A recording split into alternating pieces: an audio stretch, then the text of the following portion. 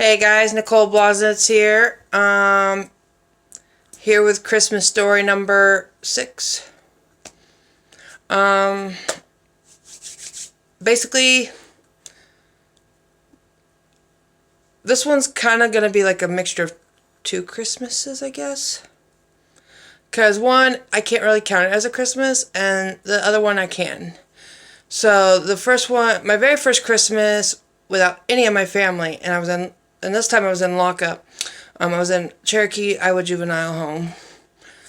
I was there for a truancy of school and not following my foster mother's rules, which basically I did this on purpose to get kicked out of there. I just didn't know my next place was going to be that. I was being abused, so I was trying to find a way out, and everybody kept telling me the only way you could get out is there's only a couple of choices, and I chose one where I knew I could get kicked out, and because my worker wasn't willing to help me, and I told her and she wasn't helping me, and I told other people and they didn't listen to me. They just thought I was storytelling because I was so upset for my mom dying, and that wasn't the truth. So anyways, I was in there. The Christmas there, the only thing that you really get to do is go to Chow Hall and have a Christmas dinner, which, if you've ever been in a group home, a juvenile home, you know that some of the food is just not up to par, and some of it is a lot of government issue food, and a lot of it is expired food that isn't really good anymore. So, because some of it was like kind of green and sparkly, and let's just say, when you see green, you turn your head away from that and you don't even put it in your mouth. Anyways, long story short, I was there for that Christmas. I couldn't have a Christmas really there because if you were to have a Christmas of giving a card or something to someone as another peer, you would get in trouble because you're not allowed to. You're not supposed to socialize there. It's not supposed to be fun. It's supposed to be a punishment for you to learn from. So you're not supposed to know about any of the other peers there. You're not supposed to know why they're there, what their charges are, or nothing. And there was no talking to each other at all. Absolutely not at all. Not even in the rooms when you shared a room with a peer. You weren't allowed to talk. If you got caught, you were in big trouble. Lots of punishments. A lot of community service work off. Trust me, I know. I got snitched a couple times, so got some community service there. Scrubbing a floor with a brush is not fun for talking. Yeah. Lots of rules. Sometime I'll talk to you about that experience. Yeah. And then basically the next real Christmas I really did get a Christmas is after I left there and I went into the Boys Town program. And I didn't have it at the foster home I was in. It's weird how they do it, okay? If you live with a foster family, like, oriented there, but it's ran through Boys Town. So I went to Boys Town campus, which is in Council Bluffs. And, basically they have this building and you go there and it was like a big old living room with a TV and games and fun stuff. And I remember going there a lot. But mainly I may remember going there for the Christmas party that they had for all the kids that were foster kids or Boys Town kids, I mean. Because it wasn't foster care. It was Boys Town. And that's what they called it. And so I just remember being there with all the kids. And then they removed all the younger kids in their own category and moved all the older kids into our own category, like room. And we had our party and they had theirs. And it was basically everybody got a present. Basically it was whatever you could use. They had you write down a couple of things that you could use, and they went from that list. And for me, I believe that's the one where I got a notebook and some pens and pencils, and I also asked for a portable CD player, and I got them.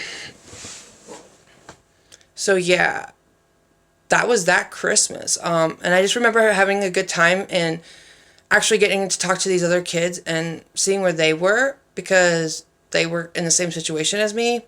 I mean, not same situation. Like, my situation was a little different than theirs. Like, they actually had parents, and I didn't.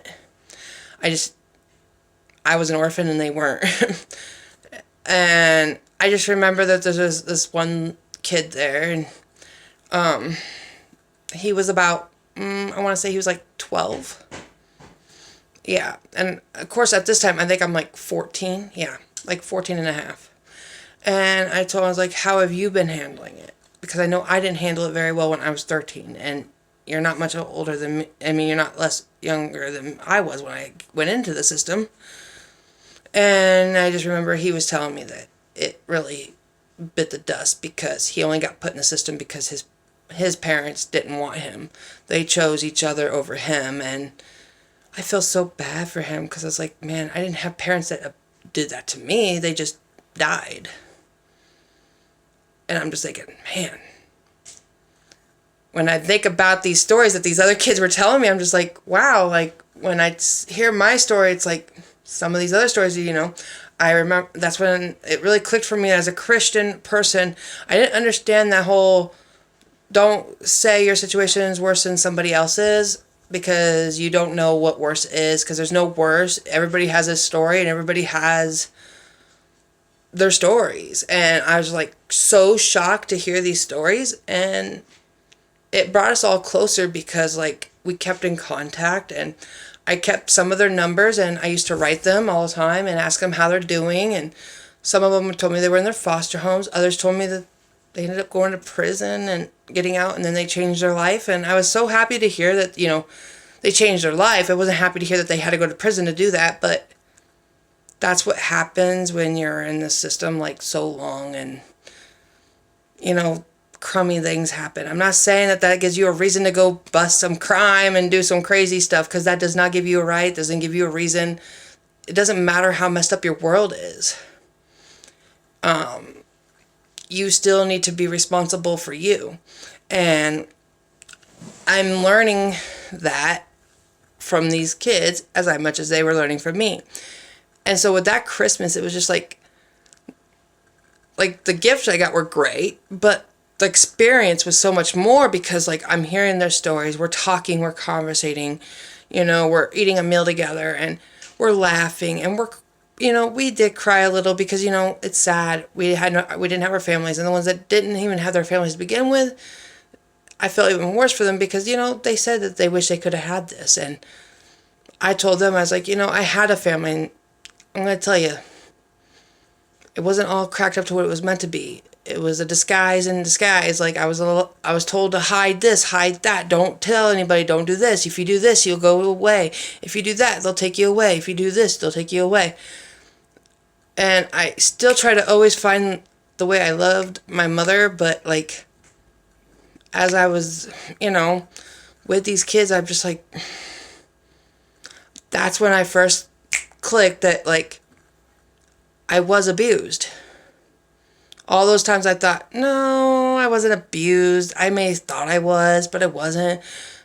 And then I also started going to counseling in there. And then the counselor was telling me, you were definitely abused. And I was like, wow. But that Christmas. I mean, I enjoyed it, but it was sad, but it was a good Christmas. Like I put my own stuff away, and I got to hear other people's stories, their life, their journey, whatever.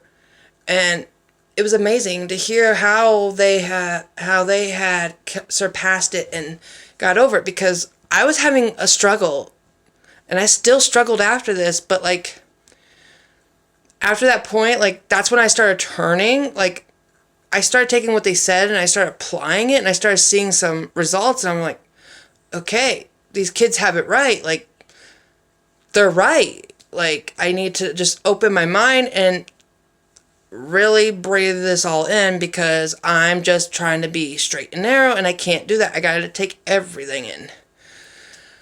And that's the gift I got that year, is just to open my mind and not to doubt anything, and just to listen.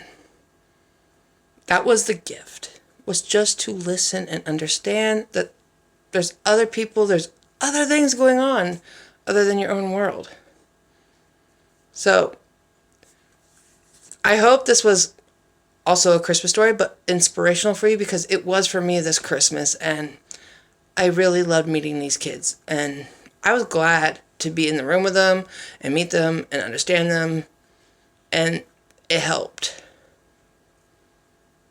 because I started applying those when I actually stopped trying to fight it, which within like a year later, I stopped trying to fight it and I put it to use, and I realized fighting was just inevitable, that I just needed to just let it go, and everything came so easily, so graspably, like, and I'll maybe make videos about this and tell you why I felt like the struggle that was there, because it was real. That struggle's real, and if you're a foster kid or a placement kid or whatever, you know that struggle.